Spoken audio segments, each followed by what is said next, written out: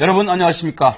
정의와 국회의장이 어제 테러방지법을 본회의에 직권상정하자 야당이 본회의 의결을 막기 위한 무제한 토론 필리버스터로 맞서고 있습니다. 어제 저녁부터 시작됐는데 밤을 새고 지금 이 시간에도 진행이 되고 있습니다. 네, 직권상정에 맞서 야당이 꺼내든 카드, 이 필리버스터는 무엇이고 또 언제까지 계속될 수 있을지 박명호 동국대 정치외교학과 교수와 함께 짚어보겠습니다. 안녕하십니까? 안녕하세요. 안녕하십니까?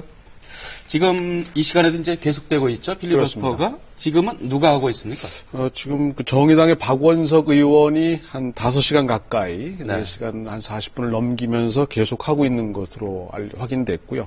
네 번째 은수미 의원에 연설자죠. 있어? 네 번째. 네. 은수미 의원이 10시간 18분 기록을 세우면서 이제 한국 최고 기록을 일단 경신한 상황이고요. 박원석 의원도 5시간을 채워가는데 앞으로 이제 얼마나 더 이어질지 계속해서 신기록이 좀 나오지 않을까. 네. 경쟁이 예상이 붙었군요.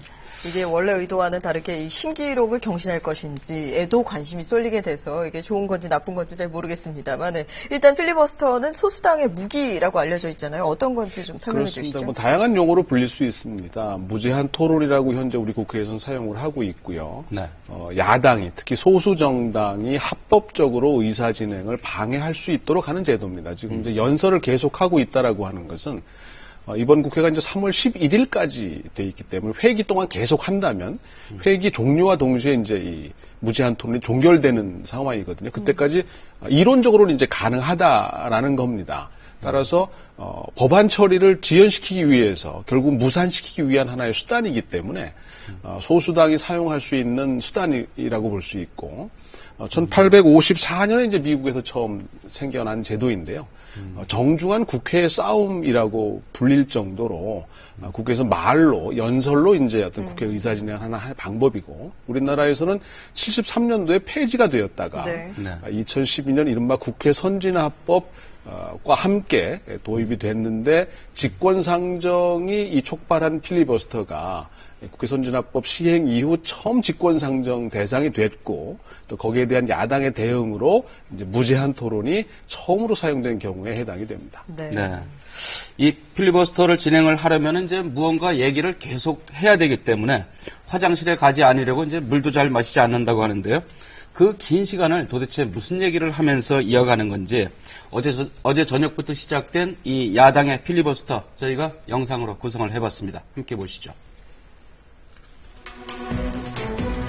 야당 의원들의 필리버스터는 테러방지법의 직권상정이 이루어진 직후인 어제 저녁 7시쯤부터 시작됐습니다. 그러면 무제한 토론을 실시하도록 하겠습니다. 먼저 김광진 의원 나오셔서 토론해 주시기 바랍니다. 첫 번째 주자로 나섰던 더불어민주당 김광진 의원은 5시간 33분여 동안 발언을 했습니다. 테러방지법과 관련해서 무제한 토론을 신청했습니다. 국회 상임위에서 정상적인 절차를 거쳐서 논의하는 것, 그것이 민주주의의 기본이라고 생각합니다. 이후 국민의당 문병호 의원에 이어 필리버스터에 동참한 은수미 의원은 10시간 18분 동안 발언을 하며 본회의 최장 발언 시간 기록을 경신했습니다.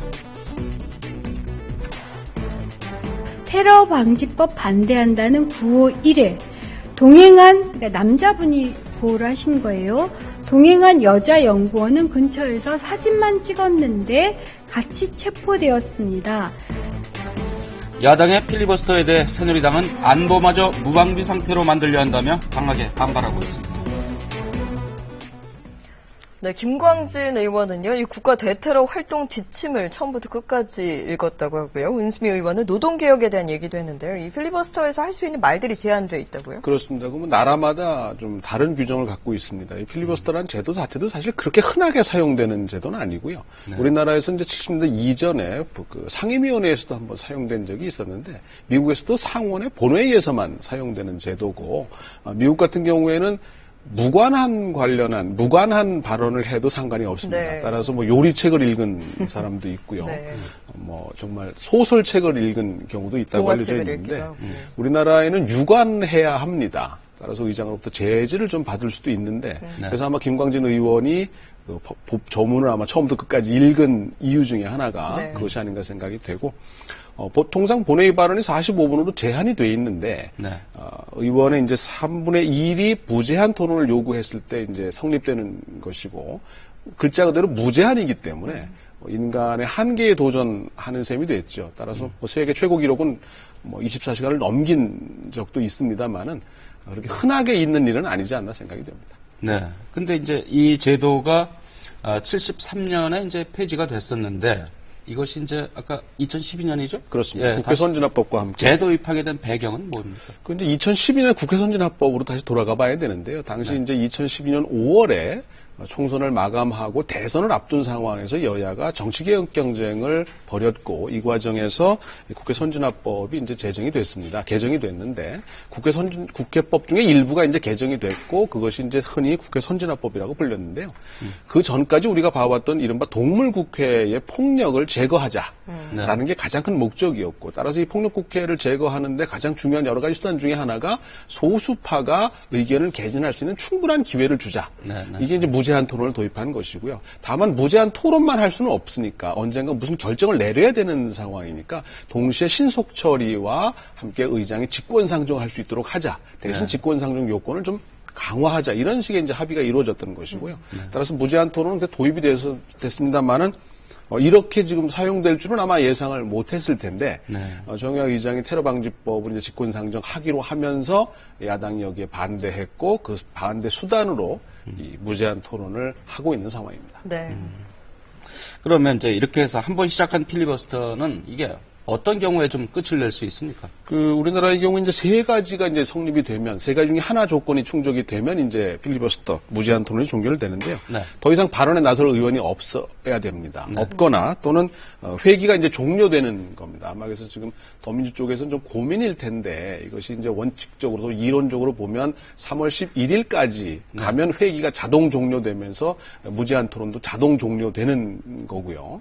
또 하나는 이제 제적 의원 5분의 3 지금 이제 176명이 찬성을 해야 이 무제한 토론을 종결시킬 수 있습니다. 그 가능성은 조금 새누리당 의석만 가지고는 이제 불가능하기 때문에 불가능하네요. 야당의 일부가 이 176명에 참여를 해줘야 된다라는 것이고 따라서 이런 가능성은 거의 없지 않겠나 생각이 됩니다. 그러니까 3월 11일까지 지금처럼 이제 반낮 없이 이렇게 토론을 계속 이어가야 되는 거라는 말씀이신 그렇습니다. 거죠? 언제까지 계속될 거라고 보세요? 끝까지 계속될까요? 지금 이게 원래 의도는 소수파가 의견을 개진하는 기회를 주자라는 제도의 취지인데 아마 지금 뒤에 하셔야 될 발언을 하셔야 될 분들이 상당히 이러저러한 부담을 안게 되지 않았나 생각이 되고요.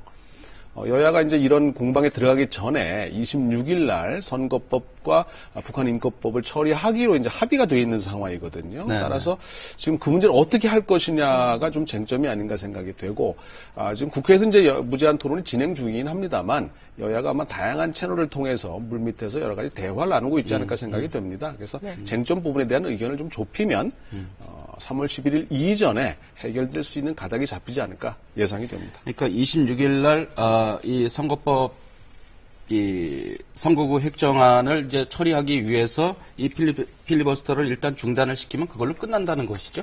그 부분 좀 논란이 있습니다. 지금 이게 정회가 가능하냐 안 하냐라는 부분. 왜냐하면 이제 우리 이제 필리버스터가 지금 선진화법 이후에 처음 시행되고 있는 거기 때문에 좀 논란이 있을 수 있는, 작구상의 해석상에 좀 논란이 있을 수 있는 것 같고, 따라서 정회를 하게 되면 아마 이게 종결되는 걸로 보는 의견이 좀 있지 않느냐. 따라서 정회를 아마 없이 갈 가능성이 좀 있지 않겠나 생각이 되고요. 아무래도 그런 극단적인 상황보다는 지금 이미 선거구 획정 문제는 지금 또 26일 만약에 넘겨버리게 되고 최악의 경우 3월 11일까지 또 넘겨버리게 되면 법적으로 상당히 곤란한 문제들이 그렇습니다. 생길 수 있기 때문에 어떤 식으로든 여야 간에 타협이 좀 있지 않을까 기대를 합니다. 네, 필리버스터는 우리뿐 아니라 아까 말씀하신 대로 미국, 또 영국, 프랑스, 캐나다 등 여러 나라에서 시행되는 제도입니다. 우리뿐 아니라 이제 국내외에서 이 필리버스터 최장 기록들 저희가 좀 모아봤는데요. 영상으로 보시고 얘기 이어가겠습니다. 네, 우리나라 필리버스터 최장 기록은 1969년 이른바 삼선 개헌을 막기 위해 법사위에서 10시간 15분 동안 발언을 이어간 신민당 박한상 의원이 가지고 있습니다. 또 64년 당시 의원이었던 고 김대중 대통령이 김준현 의원의 구속 동의안 통과를 막으려고 5시간 19분 동안 발언해 안건 처리를 무산시킨 일은 본회의 최장 기록으로 남아있습니다. 세계적으로는 미국에서 1957년 민권 법안에 반대해 24시간 18분 동안 연설을 한 스트롬 서먼드 의원이 필리버스터 최장 기록을 가지고 있습니다. 미국 민주당 대선 후보 버니 샌더스 상원 의원도 2010년 부유층에 대한 세금 감면 연장안을 막기 위해 8시간 30분가량 발언을 해서 주목받았는데요. 이후 2014년 테드 크루즈 상원 의원이 21시간 넘게 오바마 케어를 비판하는 연설을 하며 시간을 끌기 위해 동화책을 읽은 것이 화제가 되기도 했죠. 이 동화책을 읽었다 이런 얘기도 나오는데 우리한테서는 이게 불가능한 얘기죠? 그렇습니다. 우리는 유관함을 네. 전제로 하고 있습니다. 아마 그래서 김광진 의원이 법안을 처음부터 끝까지 읽었던 것이 아닌가 생각이 되고요. 그러니까 좀 더 어려울 수 있습니다. 네. 주제가 그렇죠. 정해져 있는 셈인. 만약에 다른 주제를 발표할 때는 어떻게 되나요? 그 의장으로부터 제지를 받을 겁니다. 사회자로부터. 따라서 그 주제와 관련된 발언을 하도록 우리 국회법상 규정이 돼 있기 때문에 이 부분은 조금 유의해야 되지 않을까 싶습니다. 아니면 토론한 사람을 막 바꾸게 된다거나 그런 조치까지 받을 수 있는 건가요? 가능할 수 있는데요. 이게 이제 지금 정치적인 사건으로 이제 지금 진행이 되고 있는 것이고, 또 앞서 말씀드린 것처럼 우리나라에서 지금 처음 네. 이게 지금 과거에 2번 있었습니다만은 국회 선진화법 상황에서는 2번째 처음에 있는 상황이기 때문에 여러 가지 좀 논란의 여지가 좀 있을 수 있지 않을까. 네, 지금 필리버스터에 대한 얘기를 워낙 이제 초유의 사태다 보니까 좀 얘기를 많이 했는데 사실 이 필리버스터를 하게 된 게 대테러 방지법 때문이지 않습니까? 그렇습니다. 야당이 이제 반대하고 있는 그런 쟁점들을 다시 한번 정리해 보죠. 그렇습니다. 이 테러 방지법 같은 경우에는 사실 2001년에 이제 제정 시도가 돼서 지금까지 온 법안들인데요.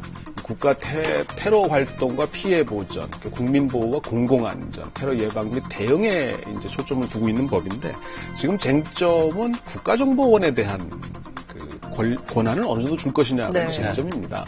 이게 이제 DJ나 노무현 대통령 시절에는 지금 새누리당의 전신에서 한나라당이 반대를 했었고, 그 이제 한나라당 새누리당 정권에서는 지금 야당이 이제 반대를 하는 상황인데, 핵심은 국가정보원에 과연 어느 정도의 이 정보 수집권과 이 권한을 줄 것이냐라고 하는 부분이 쟁점이 아닌가 생각이 되고요. 그래서 이 부분에 대한 이제 이견차를 많이 해소하려고 노력을 해왔는데, 마지막 부분에서 이제 걸려있는 상황입니다. 따라서 여야 간에 물밑 교섭이 일부 진행 중인 걸로 알려져 있는데 여기서도 이제 국가정보원의 권한을 어디까지 줄 것이며 어떻게 이걸 이제 제어할 수 있도록 하는 장치를 마련하느냐 이것이 쟁점이 아닌가 생각이 됩니다. 결국은 그 정보 수집 권한이라는 것이 이제 도감청 권한 이제 그 그렇습니다. 부분이 이제 쟁점인 것 같은데 미국 같은 경우에는 이제 우리는 이제 그런 정부 조직이 없습니다만은 국토안보부에서 지금 갖고 있지 않습니까? 그렇습니다. CIA가 갖고 있는 것이 아니고. 예. 근데 이제 우리는 그런 정부 기구가 없기 때문에 이제 지금 국정원에 둬야 된다, 안 된다, 이러고 있는 것 같습니다. 그렇습니다. 특히 이제 해외 정보기관과의 이제 협력 관련해서는 국정원이 조금 더 경험과 어떤 네트워크를 갖고 있을 수 있는데 우리 이제 국민안전처는 말씀하신 것처럼 미국 국토안보부하고 좀 성격이 다른 기관이라서 과연 가능하느냐라는 부분에 대한 논란이 있고요. 역시 이제 테러 방지법도 우리한테는 지금 처음인 상황이고 또 테러라고 하는 것이 우리나라에서 그렇게 흔했던 일이 아니기 때문에 여러 가지 면에서 조금 어려움이 있지 않나 생각이 됩니다. 네. 물밑 교섭이 어떻게 진행되는지 아니면 어떻게 상황이 종료되는지 조금 더 지켜봐야겠네요. 한동안은 이어질 것 같으니. 네. 그렇습니다. 지금 일단 어제 시작을 했기 때문에 무제한 토론이 계속 될 가능성이 높고요. 일단 모레까지는 26일까지는 대화가 양쪽에서 진행이 되겠지만 일단은 좀 계속 가지 않을까 걱정이 되면서도 좀 애매한 상황이 아닐까 싶습니다. 네, 오늘 말씀 고맙습니다. 지켜보겠습니다. 고맙습니다. 감사합니다.